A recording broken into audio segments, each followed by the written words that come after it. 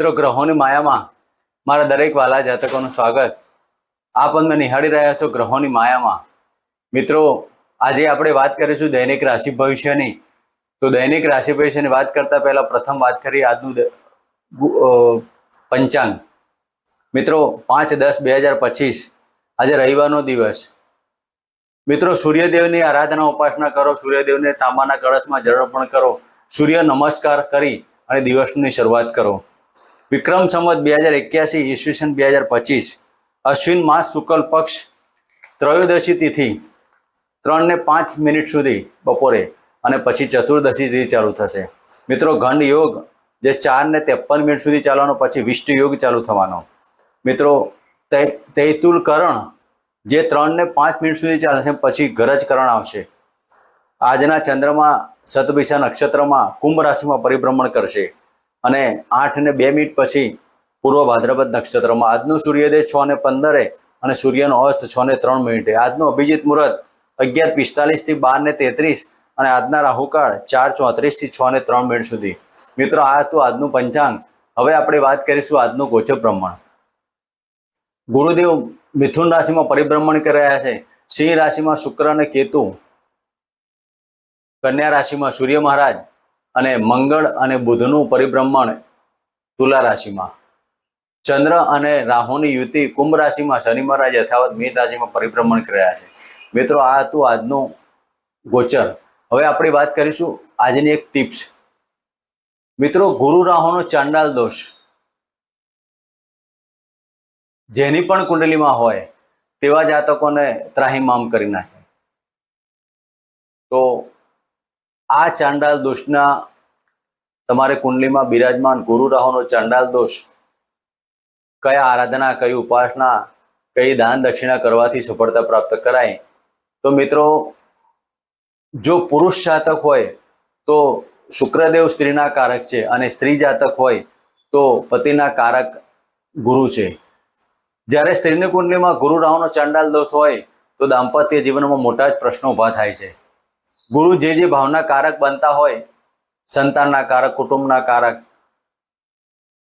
પતિ પત્નીના કારક, ભાગ્યના કારક, લાભની બાબતો, આ બધી બાબતોમાં તકલીફ ઊભી કરે તો ગુરુ રાહુના આ ચાંડાલ દોષની અંદર મોટામાં મોટો પ્રોબ્લેમ થાય તો સ્ત્રી જાતકને દાંપત્ય જીવનના પ્રશ્નો ઊભા થાય છે. ભૂતકાળમાં કંઈક નાની મોટી ભૂલ થાય, જ્ઞાન તમારું બ્રહ્મણ થાય. ગુરુ એટલે જ્ઞાન, રાહુ એટલે બ્રહ્મણ. આમાં તમારે તકલીફ ઊભી થાય તો આમાં શું કરવું? મિત્રો, દર ગુરુવારના દિવસે શિવજીના મંદિરે દૂધ, દહીં અને મધ અને 1 ચપટી હળદર નાખી શિવજીને અર્પણ કરવું દર ગુરુવારના દિવસે. અને દરરોજ તમારે નાવાના પાણીમાં ચપટી હળદર નાખીને સ્નાન કરવું. દર બુધવારના દિવસે કાળા કૂતરાને દૂધને રોટલી અર્પણ કરવી અને 1 મુઠ્ઠી કાળા અડદ વહેતા પાણીમાં વિસર્જન કરવા.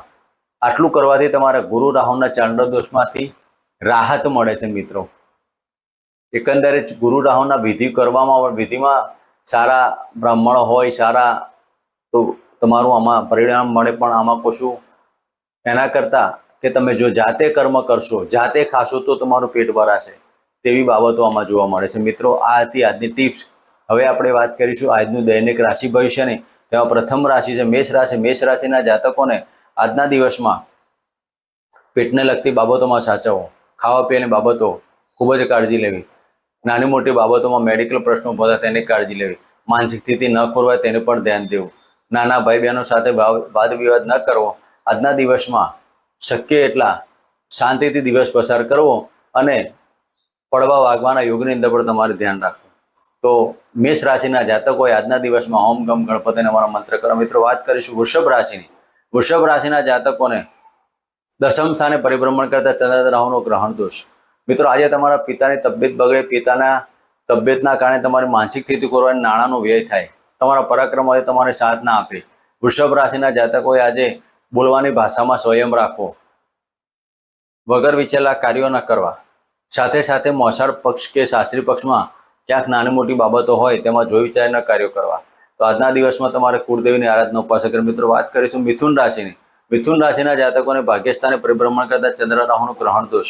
આજે તમારા પરાક્રમો, તમારા દરેક પરાક્રમો સફળતા પ્રાપ્ત ના કરાવડા, વ્યર્થ ભ્રમણ થાય, માનસિક સ્થિતિ થાકના કારણે તમારું શરીર કળતરવાળું બને અને આજના દિવસમાં તમારા પિતાના ભાગ્યમાં પણ તકલીફ ઊભી થાય. કોઈ પણ કર્મ કરવા જાઓ, કર્મનું ફળ ના મળે, તેમાં તમારી માનસિક સ્થિતિ ઊભી થાય. તેના કારણે તમારે આજના દિવસમાં તુલસીના ક્યારામાં 1 લોટો પાણી અર્પણ કરી અને ઓમ નમઃ ભગવતે વાસુદેવના મંત્ર કરો. મિત્રો, વાત કરીશું કર્ક રાશિની. કર્ક રાશિના જાતકોને અષ્ટમ સ્થાને પરિભ્રમણ કરતા ચંદ્ર રાહુનું ગ્રહણ દોષ. મિત્રો, આજે કર્ક રાશિના જાતકોએ પતિ પત્નીની બાબતોમાં તકલીફ ઊભી થાય, નાની મોટી બાબતોમાં ઝઘડા ઊભા થાય, તેનું પણ વાતાવરણ ના બને તેની કાળજી લેવી. ભૂતકાળમાં ઝઘડા બને અને તેના કારણે તકલીફો ઊભી થાય, બોલવાની ભાષા પર કંટ્રોલ લેવું, સાસરી પક્ષમાં તકલીફ ઊભી થાય, તેના માટે તમારી માનસિક સ્થિતિ ખોરવાય અને આ પ્રશ્ન ના બને તેના માટે તમારે શિવજીના મંદિરે જઈ અને દૂધ અને પાણીથી અભિષેક કરવો. મિત્રો, વાત કરીશું સિંહ રાશિની. સિંહ રાશિના જાતકોને સપ્તમ સ્થાને પરિભ્રમણ કરતા ચંદ્ર રાહુનું ગ્રહણ દોષ. મિત્રો, સિંહ રાશિના જાતકોએ આજના દિવસમાં પતિ પત્નીની બાબતોમાં સફળતા પ્રાપ્ત થાય, પણ આજે તમારી માનસિક સ્થિતિ ખોરવાય, મનની અંદર ઈગો અને અહમ ઊભા થાય તેવી બાબતો બને. તેના માટે તમારે ઓમ સૂર્ય નારાયણ નમઃના મંત્ર કરો. મિત્રો, વાત કરીશું કન્યા રાશિની. કન્યા રાશિના જાતકોને છઠ્ઠા સ્થાને પરિભ્રમણ કરતા ચંદ્ર રાહુનું ગ્રહણ દોષ. આજે તમારા શત્રુઓ તમારો પ્રહાર કરે, પડવા વાગવાની યોગ, વાયરલ ઇન્ફેક્શન, આ દરેક બાબતોમાં તમારે ચપળતાપૂર્વક દિવસ પસાર કરવો. કન્યા રાશિના જાતકો, આજે તમારા શત્રુઓ તમે પ્રહાર કરે, તમારું કશું બગાડી ના શકે, પણ ગુપ્ત શત્રુઓથી સાવધાની રાખવી. તો આજના દિવસમાં તમારે હોમ રાહવેના મંત્ર કરો. મિત્રો, વાત કરીશું તુલા રાશિને. તુલા રાશિના જાતકોને પંચમ સ્થાને પરિભ્રમણ કરતા ચંદ્ર રાહુનું ગ્રહણ દોષ. મિત્રો, તુલા રાશિના જાતકોએ આજના દિવસમાં ખાવા પીવાની બાબતોમાં ધ્યાન રાખવું. આજે શાકાહારી ખોરાક ખાવો, બીજા કોઈ ભ્રષ્ટ ખોરાક ના ખાવા. આજે તુલા રાશિના જાતકોએ પેટને લગતા રોગો, પેટમાં હાઇપર એસિડિટી અને હાઈ બીપીના પ્રશ્નો બને, તેના માટે તમારે કુળદેવીની આરાધના ઉપાસના કરી દિવસ પસાર કરો. મિત્રો, વાત કરીશું વૃશ્ચિક રાશિની. વૃશ્ચિક રાશિના જાતકોને ચતુર્થ સ્થાને પરિભ્રમણ કરતા ચંદ્ર રાહુનું ગ્રહણ દોષ. મિત્રો, આજે વૃશ્ચિક રાશિના જાતકોએ મનની અંદર અજંપો રહ્યા કરે, ધાર્યું ન થાય, મનમાં અને હૃદયમાં દુખાવાની બાબતો પણ બને. આજે તમારા બીપીના પ્રશ્નો હોય તો ડૉક્ટરની સલાહ પ્રમાણે બીપીની ગોળી ચાલુ કરવી. આજના દિવસમાં માનસિક સ્થિતિ ખોરવાય, પિતાના ચરણ સ્પર્શ કરી, માતાના ચરણ સ્પર્શ કરી દિવસની પસાર કરો. મિત્રો, વાત કરીશું ધનુ રાશિની. ધન રાશિના જાતકોને ત્રીજા સ્થાને પરિભ્રમણ કરતા ચંદ્ર રાહુનું. આજે તમારા દરેક પરાક્રમો સફળતા પ્રાપ્ત કરાવશે. નાના મોટા પ્રવાસમાં તમારી સફળતા બને, પણ પગમાં વાગવાના પગમાં કોઈ પણ ઇન્જરી ના થાય, નાના મોટા ઈજાઓ ના થાય, 2-3 ટાંકા ના આવે તેવી બાબતો બને. તો ધન રાશિના જાતકોએ આજે પડવા વાગવાના યોગના કારણે સફળતાપૂર્વકના કાર્યો કરવા. એકંદરે દિવસ તમારો સફળતાઓ પ્રાપ્ત થાય, પણ માનસિક સ્થિતિ ના ખોરવાય અને મનમાં નેગેટિવિટી ના ઊભી થાય તેવા કાર્યો કરવા. મિત્રો, તેના માટે તમારે ઓમ શમ શનિશ્ચરાય નમઃ અને ઓમ રાહવેના મંત્ર કરવા. મિત્રો, વાત કરીશું મકર રાશિની. મકર રાશિના જાતકોને બીજા ભાવમાં પરિભ્રમણ કરતા ચંદ્રદેવ.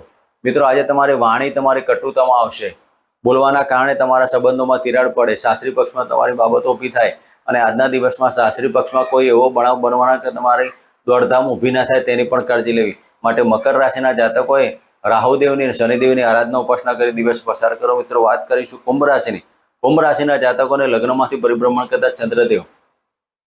આજે તમારા સંતાન થયું તો તેને કંઈક તકલીફ ઊભી થાય અને સંતાનના મનની વાતો સાંભળવાથી તમારો દિવસ આજે ચિંતાતુર બની શકે.